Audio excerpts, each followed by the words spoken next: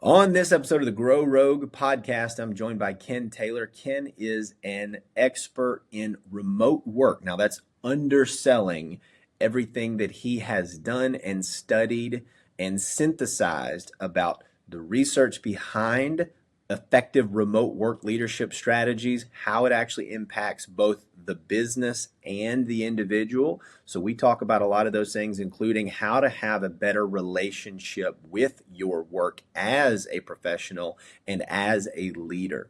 So make sure you watch through the whole episode. There's a lot of great tidbits. And Ken also has a book coming out that we'll talk about at the end of the episode. So thank you for joining me, and I hope you enjoy this episode of the Grow Rogue podcast.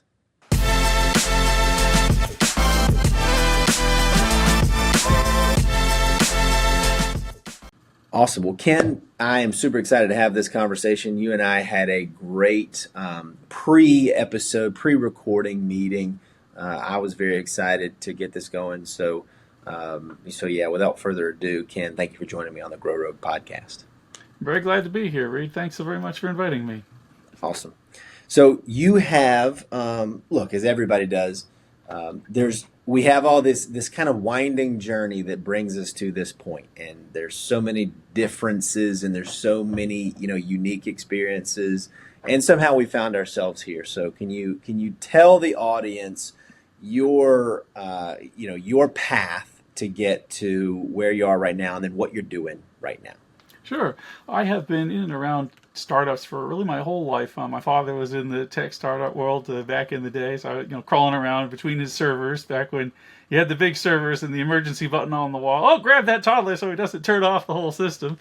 And even in those days, there was before there was work from home, there was international business. Perhaps some people remember fax machines and telephones. If the phone rings at 2 a.m, somebody better answer it because it might be Tokyo. And over the years, things have developed and grown. I remember the very first time I was on a remote call with somebody in, actually, I think it was Guatemala, about the size of a postage stamp, all stuttering there with the with the dial-up internet that was in those days. We've come a very, very long way since then, and we have so much more opportunity now than we did before to be more flexible and make business work the way it works best for both the business and for people. I've been in offices, I've been remote, I've been hybrid, I've been traveling around. I've done all the different ways of doing business, mostly in operations roles, but heavy tech involved. I've done software development. I don't do a lot of that anymore, but I've always had one foot in the suits and one foot in the nerds, as it were. My true love is the business and the operations of putting together the people and the technology to be most effective for accomplishing the goals of the business, but also the people in their life, because sometimes it's easy to forget that everybody that you're dealing with is a human being. I mean, they have interests outside of work, they have family, they have people they care about, they have things that they care about. Now, there are those that they live their work, and I've had plenty of those that I've dealt with over the years, but most people aren't like that. And we've probably all been in situations where people get burnt out. And if somebody is good, they're valuable, and they have knowledge of your business, they have knowledge, there's a reason that they're there, right? And if you've burned them out, then you've burnt out. It's like any other asset. If you have a machine and you don't oil it and it burns out, that was wasteful because you've destroyed the machine. And the same thing is true with people. So I have found that one of the best ways, not certainly the only way, but one of the best ways that you can help avoid that is by, wherever possible, supporting a remote work environment. Not only does it save the company money rather, but it is beneficial for the people in most cases, in many cases, because you eliminate so much friction and traction and allow them to lead their lives and have less conflict with work. So I completely agree with you. I think, and we talked about this in our pre-recording conversation, that work has changed dramatically, and how we interact with work has changed. When you talk about remote work, which is, I wonder for how much longer we're actually even going to reference that concept, right? We used to talk about work from home and remote work like it was this new thing. Then it was this thing we were all forced to do for a while. And now we've had this new kind of settling. I don't think, it's, as of recording, it's almost August 2025. There's this whole return to the office thing. I'm dubious about what that's actually going to look like if people are going to, go back to pre-2020 levels of in-office work. I just doubt it. So we just have this new way of work, which is kind of everywhere all the time, whenever, right? And so the relationship and how, technology is going to have to adapt all that, how leadership styles and structures are going to have to adapt to that. So I think this is a really great like starting point or jumping off point for this conversation. So uh, given those changes, given your background, what do you think is what are you doing, in response to all of that? What do you think others should do in response to all of that? Well, I think you put your finger on it when you mentioned about leadership needing to adapt. I think a lot of times leadership expects employees to adapt without thinking about where they might be blinkered based on their experience. Because as a leader, you've presumably not been born yesterday. You've been doing it for some little while, and you came up to the position that you hold via whatever avenue that you did over some period of time. And for the vast majority of senior leadership, that time was spent in the office because that's the way work has been done within living memory. And so they know what they know what they know. They know how they got there. They know how to operate and be successful in that environment. And they're not necessarily keen on a complete paradigm shift because that's risky for them. But if, as we've discovered over the last several decades, really my lifetime and yours as well, with the constant technological change, the technology always is overpromised, but that doesn't mean it can be ignored. There was a time, for instance, when C-level executives didn't do email. Their secretaries would print out the email for them and give it to them in a binder, and they'd read it and then maybe dictate back a response. Nobody does that anymore. That time has passed on. Those executives that did not get with modern computers have retired or been removed because it became clear, well, that's inefficient. Why do you even need a secretary? You can read your own email your own darn self, and you can type your own email. And if you can't type, well, that's kind of silly. For probably 20, 30 years, every school has done typing. It probably would be pretty unheard of for people that don't know how to type. And nowadays, that's not even necessary because you can do it with voice dictation in many cases. We don't even think about that. There was a time when that was something that would be on job applications. You still run into this occasionally. How fast can you type? Are you familiar with Microsoft Windows? Are you familiar with Microsoft Word? Well, if you're not familiar with Microsoft Windows, you're probably not ready for an office job, honestly. Right. So we don't need to put proficient in Microsoft Windows and Word on our resume anymore. Does that need to be assumed? Well, it ought to be assumed. I still think a lot of people have it there. I know I do because I do run into that in applications and things. This is an example of where leadership and the forms and the processes have not caught up to the modern era. And where things have changed so much, you need to be re-examining. And has nothing to do with remote work. This is just a general business principle. Right. If you're doing today what you did yesterday, well, maybe that's a good thing. Maybe it works fine. But you need to fairly regularly examine, has the situation changed? Am I wasting time and effort doing something that made sense at the time I started doing it, but it doesn't anymore? And remote work falls into that category. There are jobs that need to be remote. If you are, the cancer doctor, probably that's not a good opportunity for remote work. You probably do need to visit with the patients. And if you're a nurse, again, that's the same thing. You're going to need to be with them. And we've learned the hard way that a fair amount of teaching, some children do very well on remote teaching. A lot of them, probably the majority, don't do well at all. So remote work is not appropriate in every situation. I understand that. But that needs to be a conscious decision of thinking it through. Well, what jobs are there doing? If you're running machines on the factory floor, you need to be there. If you're making accounting entries, well, you're just in front of a computer. Does that really need to be in the office? And if it is in the office, well, you're paying for the office. We all know how expensive that is. The person has to commute there. That's an expense that the company doesn't cover, except it kind of does indirectly because people know what they have to pay for, so their salary has to allow for that. And then there's the hidden advantages and costs.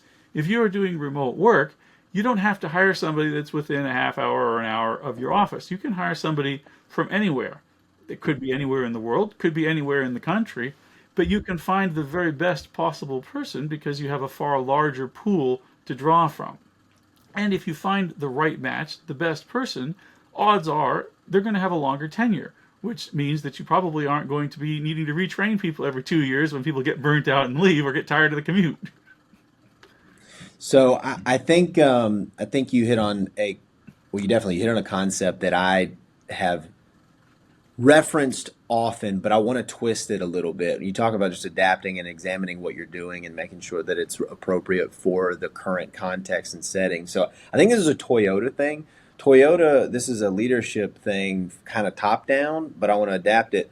It is the rule of 3 and 10. Are you familiar with this concept? Yes, I've run into that. Go on. It's Okay, very applicable. perfect. Okay, so I believe, and I'm paraphrasing, but that it is after every tripling and 10x, you have to almost completely reinvent the company, right? So going from 10 to 30 employees, you have to completely change everything. Going from 30 to 100 is, you have to completely change everything. I think in both of those, or from both sides of that, from a leadership top down, and then from just like an individual professional level, right? As your career grows, as things change, we need a marker for that, I think, for I have to change how I'm doing everything, right? Or at least I have to reevaluate everything that I'm doing. Maybe it's every 3 to 10 years or something like that, right? Maybe there's a golden ratio, a magic formula there where it makes sense. But that's what it makes me think of when you describe that. And I agree with that. You're absolutely correct that when you have major changes, you've got to revisit things. And then if you are in a stasis and this company size hasn't changed much, it's easy to leave things alone, but you still need to revisit it periodically. I know I found one of the best opportunities for that is when bringing on a new person. When you have a new employee, they need to be trained, they need to become familiar with your system. There's a lot that they don't know. And this is actually something that remote work helps because when you're in the office, the natural tendency is, well, they'll just sort of sit with somebody else doing the same job for a while Yeah. and, kind of copy monkey see, monkey do sort of thing if you're not a large company that has a formal training process. When you're a fully remote company, you can do things like that as well. I used to call it shoulder surfing. We do, screen share with a Zoom conference like this while they work together. But far more quickly than in the case of in an office, people are going to need to be working independently. That means that they need to understand what they're actually doing, not just punch this button, punch that button, do this thing. They have to understand the concept. Why is this relevant for a new hire? Well, a new hire has not gotten used to your way of doing it, which, yes, you need to teach it to them, but that also gives them an opportunity to ask questions. Well, why are you doing it this way? This doesn't make sense to me. They need to understand why in order to deal with their job intelligently, and maybe they'll realize, there isn't a why. There used to be a why Right. when we started doing that, and now there isn't. There's an opportunity for improvement. Streamline the process. Particularly now we have these modern tools with AI that add all kinds of capabilities that you have some people think that AI will replace everything. I have not found that to be the case. AI is a tool like any other, like a computer, like a hammer, like a saw, like a bulldozer. It means that one person can do more work than they did previously, but you still need the person. I could not agree more. So I have heard the same scare tactic enough times to have added it to my like eye roll category of that, soon AI is going to replace everybody and we're all going to have to depend on universal basic income just to have any, any means. And look, maybe 100 years from now, but 5, 10, 30 years from now, I just don't think that's the case. I remember we've all probably seen that now hilarious prediction from I think it was like the 40s that by the 1980s people wouldn't need to work anymore because everything would be automated, right? They've been kind of predicting the end of work, whether that's a utopia or a dystopia in one's mind. And it's just not going to happen. It's just you're right. It's a hammer. It is no different in my mind. Now okay. It's different, but it's very similar in impact to the advent of the internet, of the word processor, of the smartphone. It's a new thing that allows us to be able to do more with our time and be more productive. That's been the upward trajectory of capitalism for the last 250 years is that over time, each individual is able to provide more output for each unit of input. And this is just another advance in that, in my view. Well, yes, and that allows, of course, people to make more money and be better paid. We can go Right. back further than the examples you cited and think about manufacturing, modern robotics. I've worked in car plants. We've probably seen old videos or maybe old movies, Charlie Chaplin on the assembly line with the wrench, he tightens the bolt every time. Well, nobody wants to do that. You'll get carpal Right. tunnel if you do that all day, every day. And Yeah. they don't do that anymore. They now have a machine that is overseen by a person, but the machine comes down and it tightens 8 bolts at once.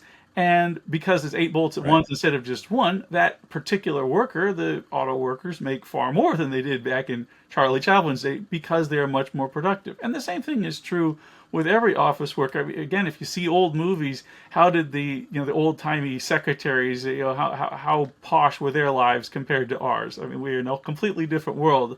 Modern normal people probably live lives more comfortable than the Yeah. bosses did in the old Than movies. kings did Exactly. 500 years ago. And AI is going to be another example of that. Now, every time those things change and those shifts come in, it's very hard on individual people. Once upon a time, there were elevator operators, and their job was to run the elevator. Then they came up with the buttons that we push. We don't have elevator operators anymore. And what happened to all the? Well, they were human beings. They had to go find a job doing something else, and that was very rough on them. Right. Right. And we need Yeah. to bear that in mind. I think, unfortunately, a lot of the pushback on AI is that the companies and the bosses don't bear that in mind, and they lead with oh, this is great, we can have AI and fire everybody.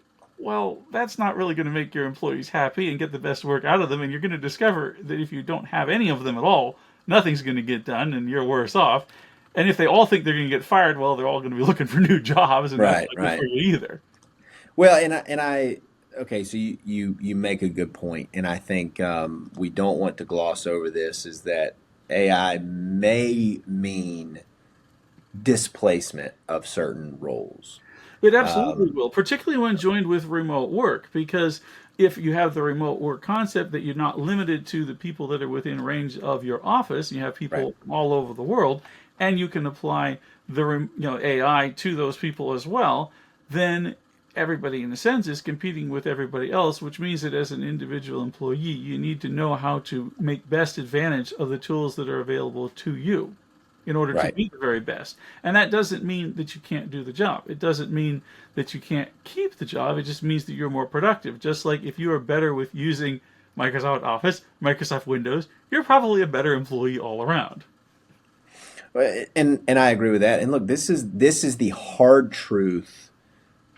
It's very difficult to say and to hear, but it is the truth that sometimes being displaced from your current role can be a good thing, right?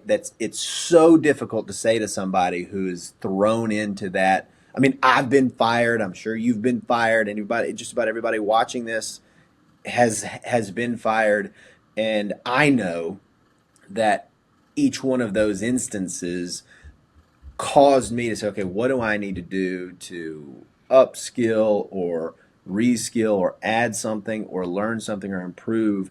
And so that can often be a trigger event for that person to go and then do that thing that they need to do to make themselves more useful, more valuable to the marketplace, which is how that's how we earn a living, right? As we provide value to the marketplace.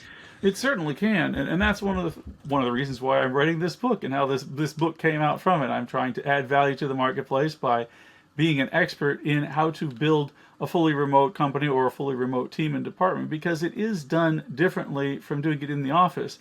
I personally view that the ways of running a fully remote company are not wildly different from how to do it in an office if you are doing it to best practice, but most offices don't.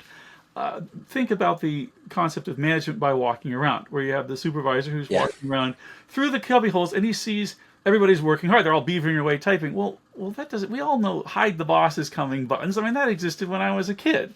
I mean, that's been there forever. Everybody Right. knows how to look busy without actually doing anything. Yeah. Walking around looking over people's shoulders is not best practice. Best practice is, well, what is each individual actually supposed to be accomplishing? Are they accomplishing it? What are their KPIs? Because if they are accomplishing it, in many cases, it doesn't really matter. And if they look like they're just sitting there, well, maybe they're thinking about what to do and you'll get a better quality product.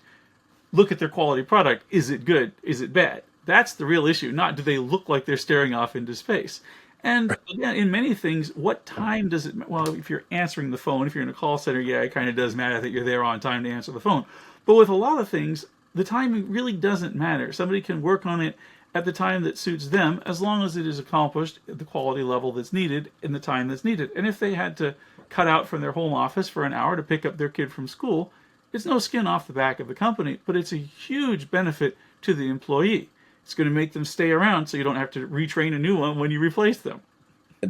I completely agree. So this is now to frame the challenge that we're in, because I'm hearing a lot of different things that, I'm big on this. Like, okay, what are the pros and cons of that thing? Because there's both. Everything is a trade-off, right? So we've decided that the trade-off of a little bit more flexibility and freedom in relation to our work hours is a thing that we want. Most people would say, or at least many people are saying, I think this is proven, that I would rather not be chained to my desk for 8 hours from 9 to 5, right? I'd like to have a little bit of liberty to say, yeah, I need to go pick up my kid from school, get him back, home, settled in, and then I'll get back to my desk. So we've chosen that trade-off. What comes with that, and we need to be aware of this and not let it kind of take over, is, all right, well, I was out of the office for an hour and a half. If you've ever been to kids' carpool line at school, you know that is not a 30-minute there and back trip, right? So I was out of the office for an hour and a half. So now I'm back at my desk, and it is 4:30.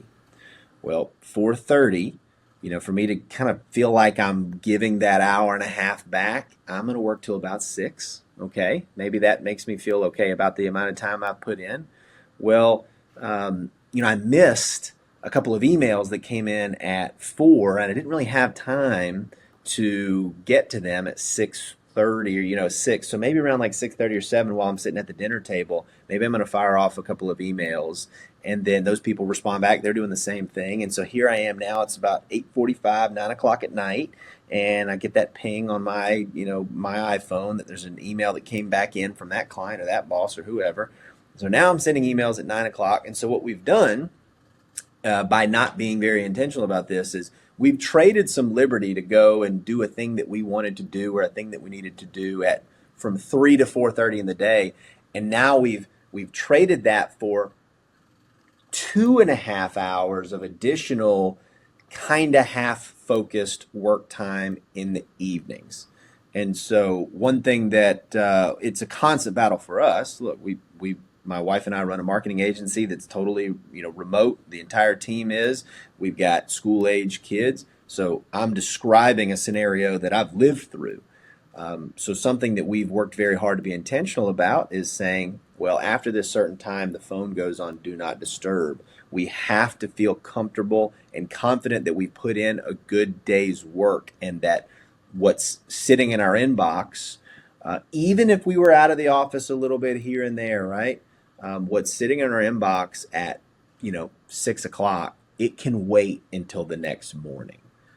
So I want to know what you thought about that, and if you've advised things. Maybe there's some stuff in your book about how to handle the overflow of work. Very much so, and that's a very good question, and it's a heavily related issue to part of the other themes of my book of picking the very right people and that fits best with the culture of the company, and establishing practices both by example and by disexample. So, for example, myself, as I kind of alluded to earlier, I sort of grew up being an always-on person because we worked internationally, and the phone could ring at any time.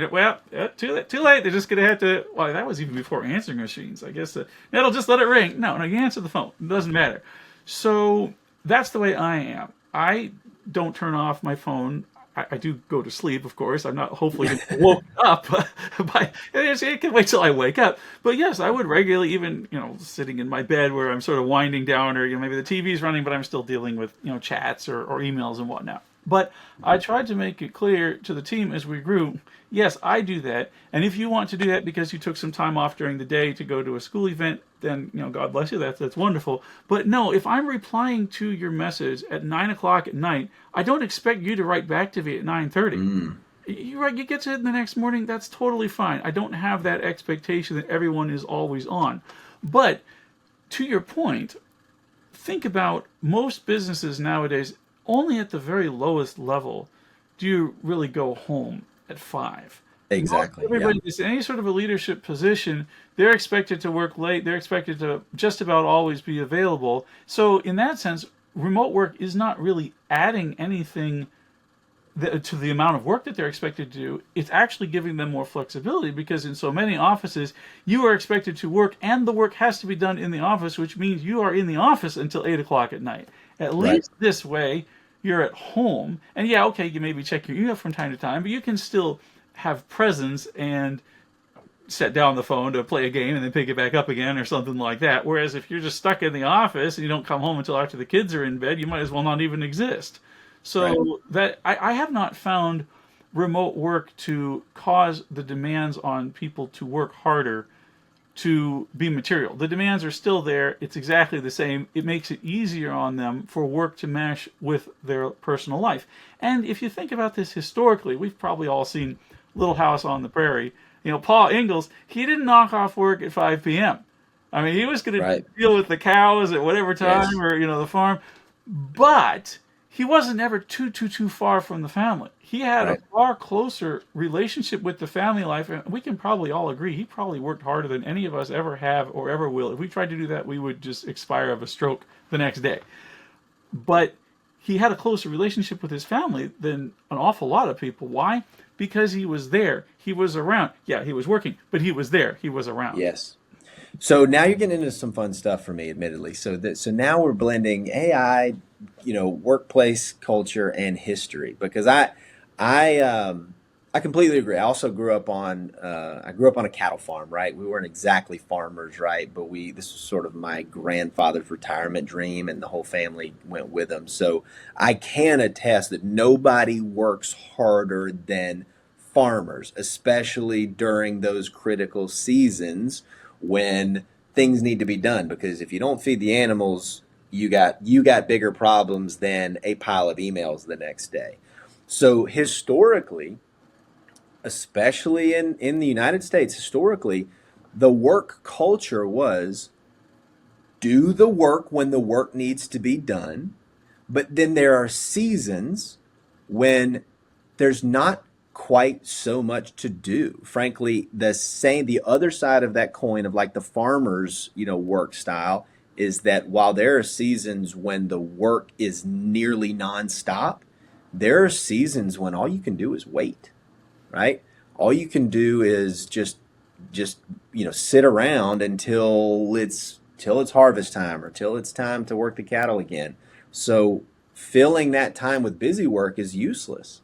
And so I think we've got to adopt a little bit of that in our modern workplace. For us as business leaders and as business owners, there are definitely seasons when a 14 to 16 hour day is necessary. It is required. For example, I mean, we had a video shoot with a client a couple weeks ago that had us out of the office away from home for like 2 full days. And in between time where we've got, video shooting, we're answering emails. Those are times to put your head down and prepare to work. And then there have been days this summer where, to be totally honest, 1 o'clock, 2 o'clock, we've really done everything we must do. And so, you know what? It's a good time to take the kids and go to the pool or something like that. And I think that's a balance that, admittedly, I've got, we'll call it entrepreneurial privilege, which has its own pros and cons. Not everybody has that, but I don't think it would be a bad thing if we allowed for that in our leadership styles and our organizational structures. Oh, absolutely. I'll bet you that when you came back from the pool, though, you probably did check your email at Of 7 at night. course, yeah. See, but to think about it again, we live in a world where we're not barred to, I mean, there was a time when most companies, except for the giant ones, dealt with people that were, customers that were in the same city or the same state or the same time zone. That's not true anymore. The smallest companies deal with vendors, customers, business relationships all around the world. So it's not a matter of, well, I have to be in the office between 9 and 5 because that's when other people are in the office between Right. 9 and 5 and they're going to be telephoning me. No, they're in India. They're going to send an email when they send an email. So Right. if you are flexing your time so that, well, I check my email when I get up at 6 and I check my email at 10 o'clock when I go to bed, but that doesn't mean that you're working for 16 hours. It's cycling in and out, but it gives you the Right. overlap with, well, we got India, they're on this time, and they got Japan, and they're on that time, and Europe is on that other time. And because you have this spread area of, no, not 16 hours straight, but of sort of off and on availability, you'll have that overlap. And I found this also, as you mentioned, with people recognizing the ethics of, well, I cut out of work for an hour to pick up my kids, I need to work an extra hour. That can be very beneficial to the company because you're now working an hour in the evening, which means you overlap more with India. Right. And Right. I've also discovered that people have a sense of moral, your recognition. So they work 8 hours in the office and they spent an hour and a half or 2 hours in the car commuting. Well, now they're working from home. That 2 hours disappeared. Does that mean they now work 10 hours? No, they don't work 10 hours at home, but they're not going to cut it at 8 either. You know, at 8 Yeah. and a half, Yeah. 9, or at the very least, they're going to be less shirty if they have to deal with somebody at 9 o'clock at night because they're in India. Because they recognize, okay, yeah, there's a trade off here, and I'm not stuck in the car every day. Right. Right. Yeah, it's not a direct one-to-one trade-off. But it's a little bit of a, there's a seasonal approach to it, and maybe the seasons are shrunk, right? But it's simply the flexibility. And I think as leaders, you have to, I get annoyed by this term, but almost empowering your team to say, look, the work output is what matters, right? Not the amount of widgets that you can take on and off of the conveyor belt. It's been such a challenge to break leaders out of that mindset. Because you spend 20 or so years learning how to do things a certain way, and then all of a sudden the last 5 or 10 years says, no, you have to change how you manage and how you lead. And that's a really difficult thing. But if we can do that, if we can make it clear that if you can, and I tell people all this all the time, side note, especially young people, when you're not in the office, you do need to be prepared to show your work. And I don't literally mean show all the documents and everything you're doing. You've got to be able to show how your work has impacted the business or your department or the objectives that you are responsible for. If you can't do that, you cannot rely on the fact that the boss sees you walking in the office at 8:50 instead of 9 and leaving at 5:15 instead of 5, which was, that was kind of like the way that we like showed we were like a good worker back in the day was I'm here before everybody else and I'm leaving, after 5, right? We can't we can't rely on that anymore. So we've got to be able to actually demonstrate the value that we are providing to the business and for the marketplace. That is exactly right, and that's why I do believe that remote work helps push companies to do what they should be doing anyway. We're all familiar with the concept of KPIs, key performance Yep. indicators, and a lot of companies pay lip service to them, and maybe they only show up at the annual review. Well, that's not really very helpful. The KPIs need to be relevant, maybe not every day, but at least every week, certainly every month. And then not just the KPIs. Again, it's so easy as a boss or leader to fall into the trap of, well, here's my dashboard, and these are all the numbers that are meaningful, and I can see that everything's happening based on the numbers. That's not necessarily true. For example, one of the stories that I talk about in my book, Working in Slippers, is relating to customer service. Now, if you think about customer service, what would be the KPI? Well, how many trouble tickets were handled or were resolved by an individual? Or potentially how many touches, how many times did they talk to the customer? And that's true. That's a very relevant KPI. It's important. You need to be able to keep track of that. If somebody has a very low number, you might want to take a look. If somebody has a high number, you want to take a look. But all touches and all responses are not created equal. There were individuals where they were excellent at a high speed, fast response, getting back to the customer. That's good, yes, but Sometimes the customer asks a complicated question and they don't answer all of it. So the customer says, great, you answered this, but what about this other part of the question? So they go back and forth for a bit. Customer gets their answer. The person gets a score of 6 responses. Hey, they're super efficient. Well, are they or aren't they? Then there's the other person that takes a long time reading through the question, gives back a very detailed answer. The customer reads that, yeah, thanks, you hit everything. I know, I'm all good. I got to go. Well, that person only did one response all day. Are you lazy? Right. No, they were thorough. So these numbers, they're important, but you need to dig down into them to see what's really going on. And it may be that you need both. I mean, if you've got a huge backlog, maybe on Monday morning, over the weekend, all the tickets have been piling up, you want the express guide, because that way at least the customers feel cared about because somebody tried to answer them. Yeah, they can go back and forth and have a conversation. People are used to that. That doesn't mean the other person needs to be sacked, though. You need people like that can dig down and be thorough. And I see this with so much management and dashboards. You manage it by dashboards, got to have the dashboard, but also got to look into it deeper. I agree with you there, and I think we could have a whole conversation about dashboards and KPIs and how to visually track and display. But for the sake of your time, I want to be respectful. I'd love to have a conversation with you. Maybe we can have a follow-on. That'd be great, yeah. But I want to make sure that we've got an opportunity to talk a little bit about your book specifically. So I only have a little bit of experience, and I've contributed a chapter to a book, and that wasn't easy. So I know that you've spent a really long time between research, writing, editing, and publishing. Number one, tell us about the book. Just kind of give us a summary, if you would, and then who needs to read this book, and then where can they get this book?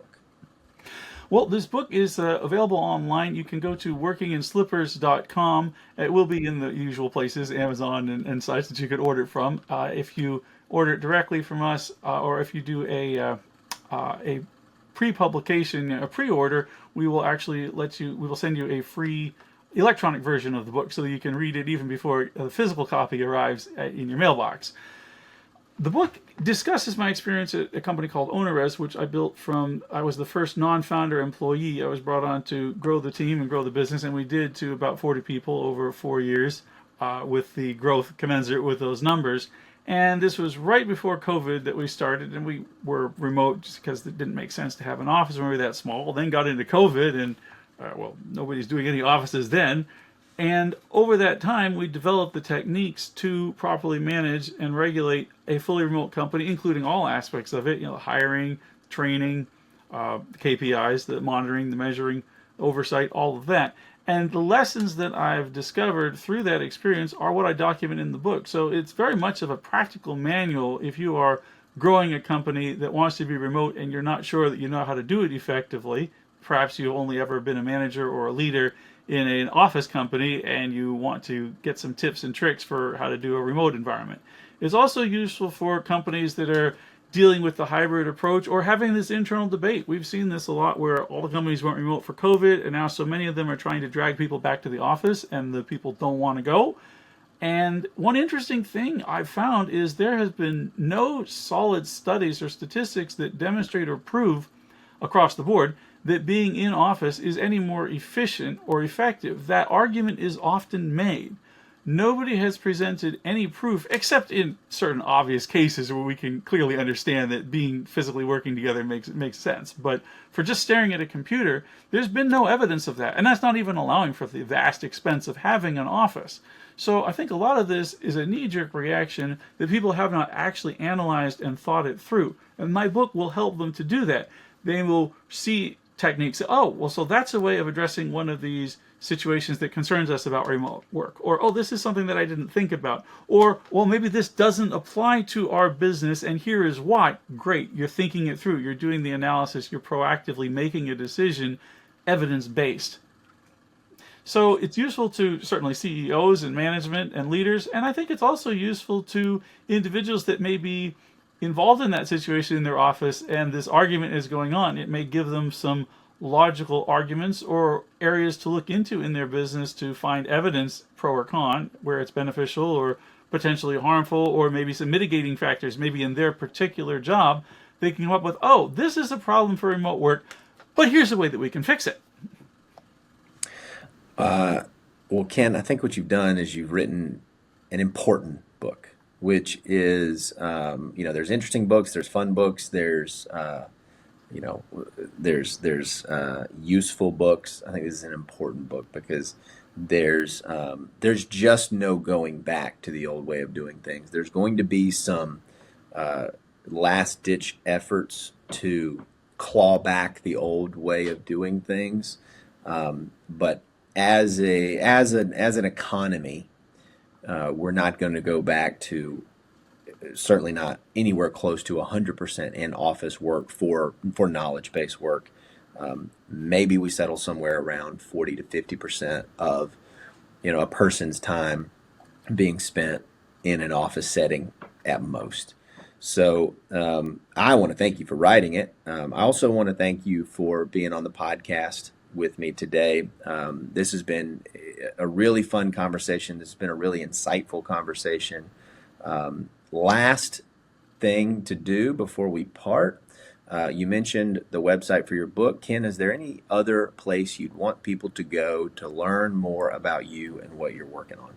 Yes, I would love for them to connect with me on LinkedIn. And also, I do have my own personal website, which is kenrtaylor.com. Awesome.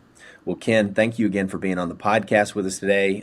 Folks, if you are watching this on YouTube, please make sure to like and subscribe and check the description for all those links that Ken mentioned. We'll make sure that you can get access to him, his book, and some of the other learnings that he is putting out on the internet. Ken, thanks again for joining me, and I wish you all a very good work.